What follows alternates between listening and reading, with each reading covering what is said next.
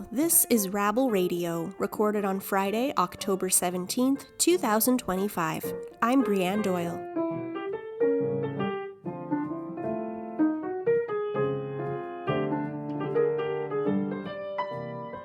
rabble.ca shares with you the news of the day through a progressive lens. If you're curious about what's happening in Canadian politics, labor, the environment, and beyond, you've come to the right place. This is news for the rest of us. Thanks for tuning in.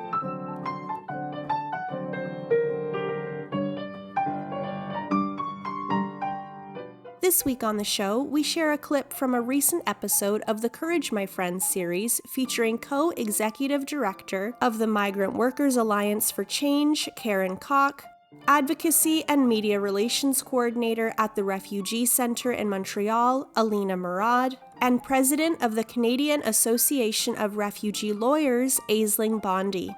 The three join Courage My Friends series host Resh Budhu to discuss Prime Minister Mark Carney's new border security acts, Bill C-2, and its questionable makeover with the recently tabled Bill C-12, and how they effectively rewrite Canada's approach to refugee rights and protections.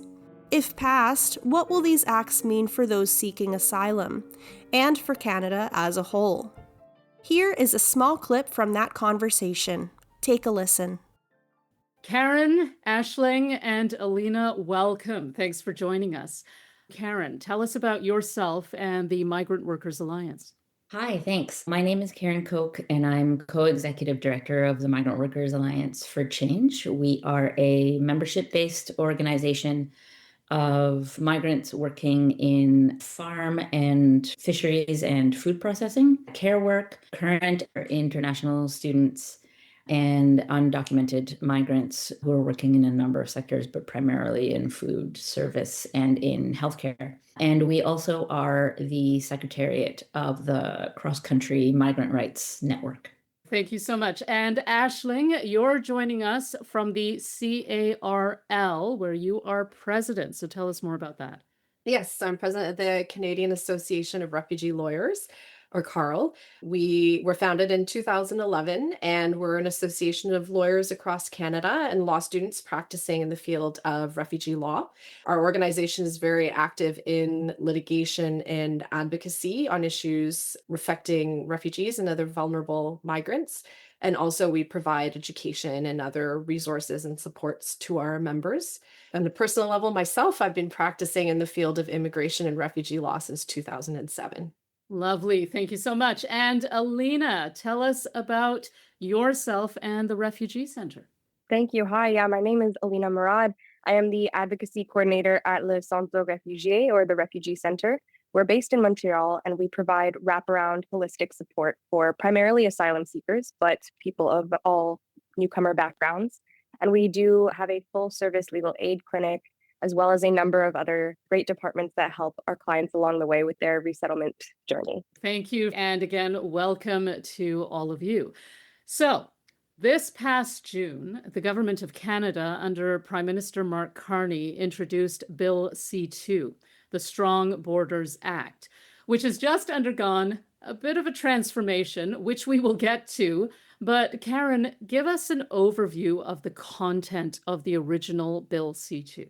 The original Bill C-2 was this sort of monstrous Frankenstein omnibus bill that contained changes to a number of different pieces of legislation, everything from the Oceans Act to the Immigration and Refugee Protection Act, and a number of other pieces of legislation, including the Drug Registry Act and a few others. And basically what C-2 did, it was called the Stronger Borders Act, but what it was intended to do was to supposedly strengthen the border in order to crack down on the flow of illicit drugs and on migrants and fraudulent or the financing of drugs and money laundering, and to supposedly tighten up or fix the immigration system.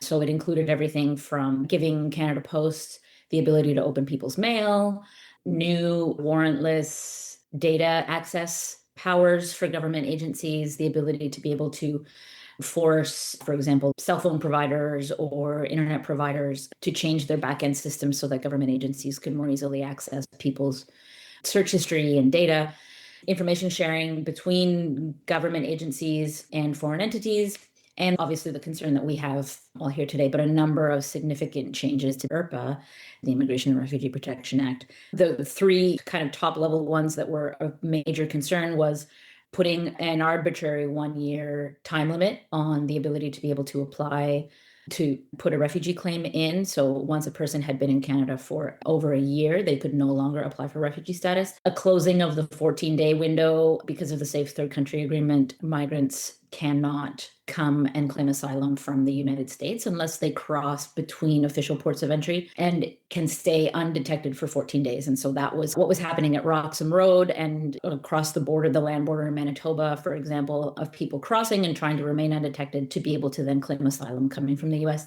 the closing of that 14-day window. And what was a particular concern for us in terms of the volumes of people that would be affected was granting the minister the ability to cancel or suspend immigration permits or applications. So that could be everything from visitors' visas to study permit applications to PR applications, to be able to cancel them or suspend them en masse and without access to due process. Same with the asylum questions. So it was really an omnibus bill that was framed as trying to tighten up the border and trying to tighten up the immigration system as a response to Donald Trump's tariffs. Carl issued a statement warning about changes to the refugee claims process, as Karen just described, that, to quote you, Aisling, will have a disproportionate impact on vulnerable groups, including women who have experienced gender-based violence and members of the LGBTQ plus community. So could you tell us more about these concerns and how it would disrupt the claims process from the perspective of Carl? Yes, we feel that these groups are disproportionately impacted because there are a lot of circumstances in which someone might enter Canada and not make their claim within a year from those communities. For example, members of the LGBTQ community, let's say someone is coming to Canada as an international student when they're 18 years old from a country where being LGBTQ is very much repressed. They might not yet be aware of their sexual identity. They come to Canada, they study for 2 or 3 years and then come out, right? They realize they're LGBTQ and that they will be at risk if they return to their country. And they go to make a claim at that time, they cannot do so. They're banned and for life at that point. It's not a question of they can leave and return. It's not 1 year from your last entry. It's 1 year from the first time you entered Canada ever. So from that point forward, that person can never for the rest of their life make a refugee claim in Canada. So that's completely new. Very much so. Yes, that is completely new. There's nothing like that before in refugee law. I mean, certainly if there's a delay in claiming, that can be considered as a factor at your hearing. That's something right now you would make your claim, you'd go to an oral hearing, and the member would ask about it. And the person would have the opportunity to explain, I came to Canada when I was 18. I hadn't really thought much about romantic partners. And I'm from a place where people don't speak openly about being LGBTQ. It was only when I was in Canada, I was 20 and I started realizing this, for example. They could explain all that at their hearing. If this bill passes, no, they're just barred. They're banned from making an asylum claim, and leaving Canada and returning is not a cure. It's not from your last entry. It's 1 year ever. And so very much that community could be impacted.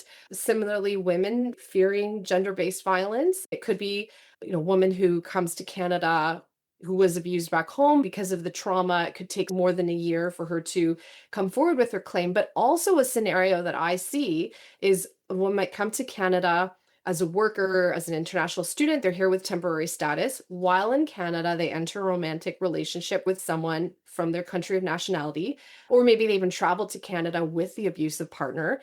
Person becomes abusive in Canada. They're charged in Canada, the abusive partner, for the abuse and end up being deported because of the charges.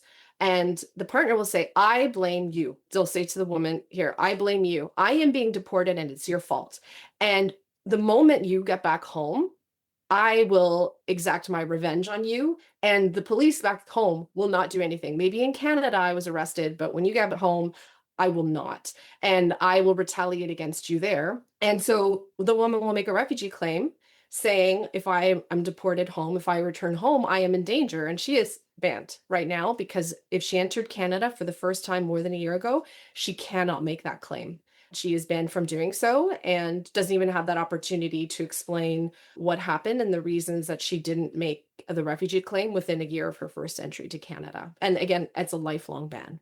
So, from the advocacy and services side, Alina, what are the fears around Bill C2?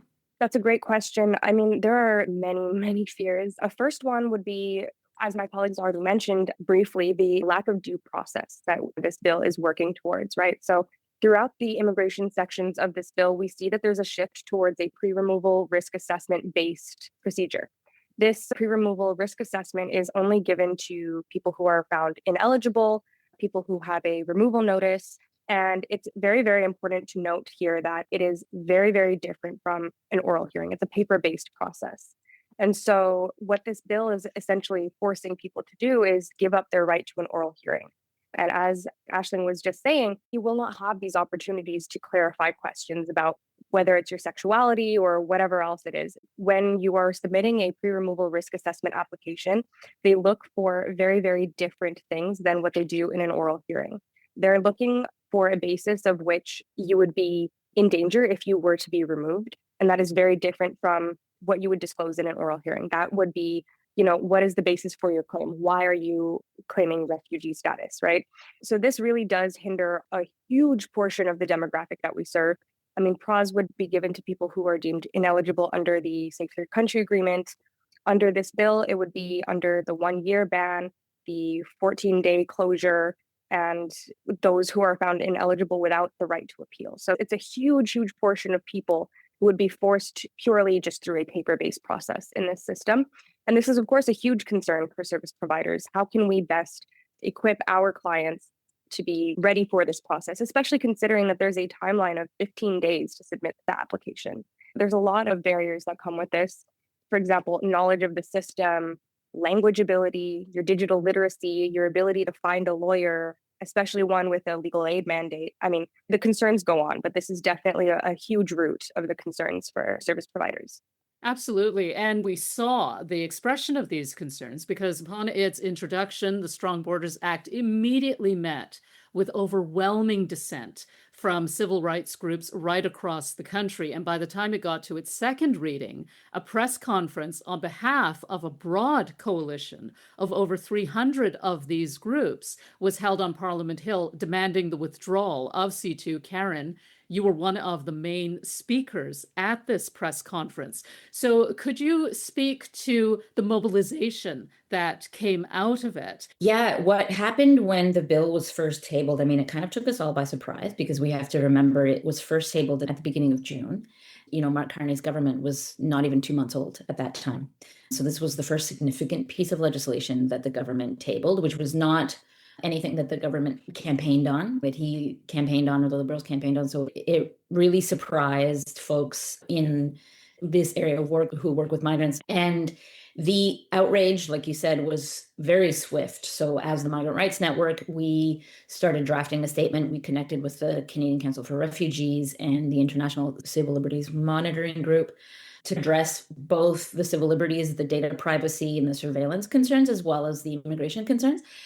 And while we were in the process of drafting a very short statement and getting endorsements, statements were popping up from all corners. So by the time we actually got around to doing our press conference on June 18th, over 300 organizations represented about 3 different statements that had come out. So from the settlement sector, a statement that was led by Ocassi, and our statement, as well as the statement coming out from civil liberties, data privacy folks. And by the time we made it to the press conference, there was another statement from feminist organizations and groups that work on gender-based violence. There was another statement from the health sector and people who support folks who have precarious status and are dealing with health issues. And that was led by the HIV legal network.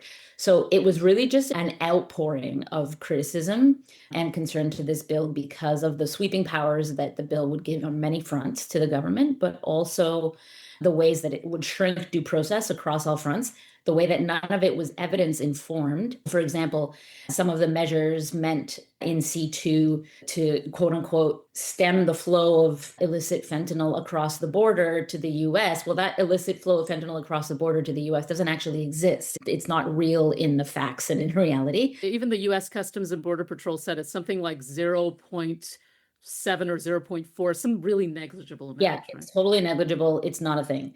C2 was so clearly a response to Donald Trump and to the tariffs. And that justification was used as an opportunity to kind of ram in a bunch of things that I think from across a number of different departments people were wanting. So the Canadian Association of Police Chiefs, for example, has come out in favor of all versions of C2. There was a push from CBSA for more money for border enforcement. There was the push from CSIS to get more access to data and stuff. So it was really using this political moment to try and push through a bunch of things that served other agendas that I think really raised the ire of a number of different organizations. And what was interesting about the mobilization is that, and I think Alina and Aisling can speak to this, folks who do like the migrant rights sort of stuff, we don't usually work with people who do internet data privacy or even civil liberties that affect specifically Canadians in terms of data privacy or access to cash or, so because it was so sweeping, this bill, it brought together folks from all walks of Canadian civil society or what have you. And so now it kind of generated this coalition, this broad network of organizations that Carl is in, that the Refugee Centre is in, over 70 organizations that are meeting on a biweekly basis, strategizing about how to defeat this bill, strategizing about how to put pressure on the government, and reaching a very broad audience, very broad and diverse audience of Canadians and also of migrants to raise concern about this and speaking across the issues, having people from open media talking about data privacy, but raising concerns about the immigration changes is very powerful. And not only did the Strong Borders Act, as you said, spark incredible dissent from civil society groups, but opposition parties, the Conservatives, the Bloc, the NDP, the Green, said they would not support it for various reasons, right? Which is not a good position for a new minority government to be in. So in response, the Liberals said they would bring in a new bill. And on October 8th, 2 days before we're recording this interview, they've tabled Bill C-12, the Strengthening Canada's Immigration System and Borders Act. So, Aisling, take it from here. What's happening now and what's changed? Yes, so this is quite new. What it looks like, C-12 is essentially the same bill, but some of the privacy sections that the Conservatives said they would not support have been removed. The immigration and refugee side is essentially unchanged. I was at a meeting yesterday with several lawyers and we were going through the C2 and C12 wordings and looking for any changes and we couldn't find anything material. I don't know if someone's popped up a change of a word or two here and there, but so far we haven't seen anything. So it really seems like it is the same bill. The purpose of C12, my understanding, is so that they can pass all of the parts of it that the Conservatives support, because they need the support of at least one more party. So they think that they can at least get that through quickly. Initially, when this was announced that there was going to be a new bill, our understanding was, okay, so they're going to withdraw C2 and pass C12. But now we find out they're going to keep C2 moving along so that they can still try to pass those privacy aspects that the Conservatives won't support, somehow get them through. But the differences between C2 and C12 are not immigration refugee focused because they have the support from the Conservatives, it seems, to pass that. It's really on the privacy side. So my understanding is being able to check people's mail without a warrant and some other data surveillance aspects, but refugee is the same. And unfortunately, when we first heard, oh, there's a new bill, we heard the Conservatives won't support C2. This is great. Maybe it won't pass. And we heard there's going to be a new version. Okay, maybe they're going to, make some of the refugee aspects less bad. And then we find out, no, everything's the same. And this is really just a way to get it through faster. And so this actually entirely is a rather unfortunate development. So C12 could act as a clearing path for C2? Yeah, basically C12 is all the aspects of C2 that the Conservatives will vote for. At least that's our understanding, right? Because what Pierre Poilievre's publicly said, I don't support these things. I won't vote for C2. Quickly, there's a new version of the bill. So our understanding is they know the Conservatives will vote for what's in C12, so it can move through more quickly.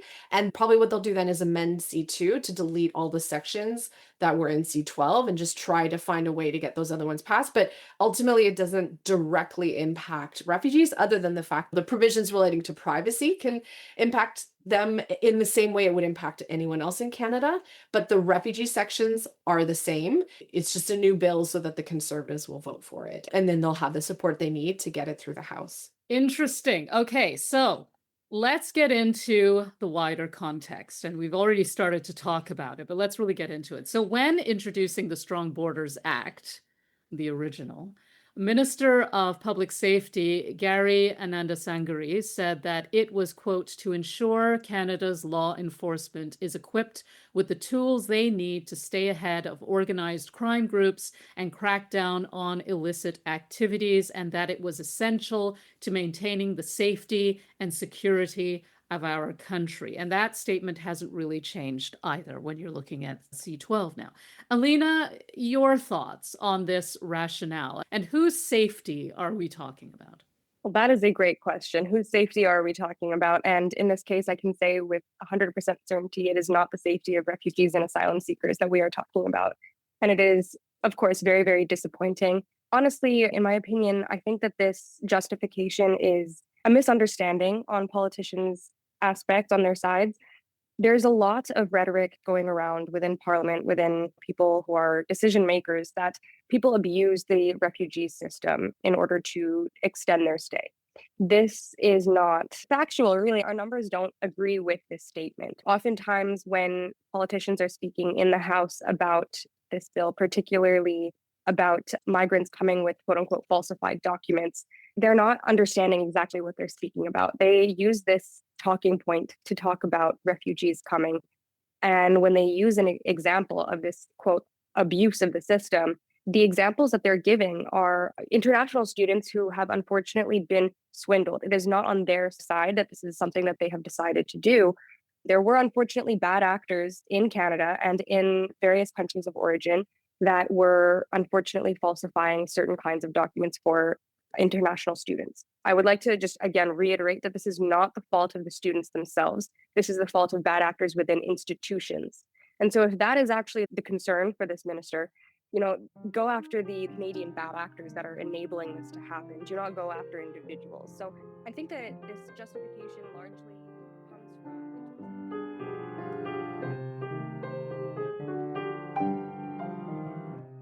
That was a small clip from this week's episode of the Courage My Friends series. To listen to the full interview, please visit our sister podcast, Needs No Introduction. Switching gears now, this is our In Case You Missed It segment, where we review the top stories from this week on rabble.ca. To do that, let's turn things over to Rabble editor Nick Seabrook. Over to you, Nick. Thanks, Breanne. Starting this week with labor news. The BC General Employees Union have now been on strike for 7 weeks, making it the longest strike in the province's history. A sticking point between the union and the government has been wages, with the province offering a 5% increase over 2 years. The union countered that offer with a proposed increase of 8% over the same time period, but say that the government has not responded to their counteroffer. The number of provincial employees on strike expanded this week as 1,600 licensed professionals represented by the Professional Employees Association announced they would be heading to the picket lines. The Professional Employees Association has been in negotiations with the government since May, but like the BC General Employees Union, talks have stalled over the matter of wages. BC Premier David Eby acknowledged that the strike has been going on for a long time, but defended his government's bargaining strategy, claiming that the wage increases that his negotiators had put on the table were fair and in line with the rate of inflation. In national news, in a recent meeting with Prime Minister Mark Carney, President Donald Trump once again joked about Canada becoming the US's 51st state. In an op-ed on Rabble, Paul Knert explains that tariffs against Canada were more about attacking our national sovereignty than being part of a sound economic strategy. Knert points to the fact that Trump's tariffs seem arbitrary and uneven in terms of their application, as evidence that the true goal is to undermine Canadian sovereignty. For example, Canada is facing a 35% tariff on its goods, while China, which the US traditionally sees as an adversary on the world stage, has only been hit with a 10% tariff. Knert also warns of other ways Trump aims to force Canada to become the 51st state of America, like his planned Golden Dome missile defense shield, and his support of Alberta Premier Danielle Smith and her provincial sovereignty agenda. Also this week, Lisa Byers is arguing that people should not let the colder weather freeze their hearts to the plight of the unhoused. People living in tents has unfortunately become a common sight in cities like Toronto, where there are encampments in the popular Trinity Bellwoods Park near where Byers lives. She says that she has seen people react with derision or disgust to the sight of people sleeping in doorways or public elevators to get away from the cold. Byers explains that often what goes unseen are the individual struggles that lead people to become unhoused, things like addiction, mental health issues, or simply an inability to keep up with the rising cost of living and debt. She argues that it will be community and compassion that helps solve the housing crisis, not blind eyes and cold hearts. And finally, the Canadian Football League has announced changes to its rules. Carl Nirenberg argues, however, that instead of shortening the field and moving the goalposts, the league instead should be making rules that ensure the safety of its players. Particularly, Nirenberg notes how often quarterbacks get hit hard and then injured. Because of their value to the team, it is often to the opposing team's advantage to injure the quarterback. At one point this season, the Montreal Alouettes were on their fourth quarterback after the previous three went out with injury. Nirenberg says that the game would be more fun and more Canadian if players were better protected. And as always, you can read the full version of all the stories we talked about today on rabble.ca. Thanks, Nick. And that's it for Rabble Radio this week. Thank you as always for tuning in.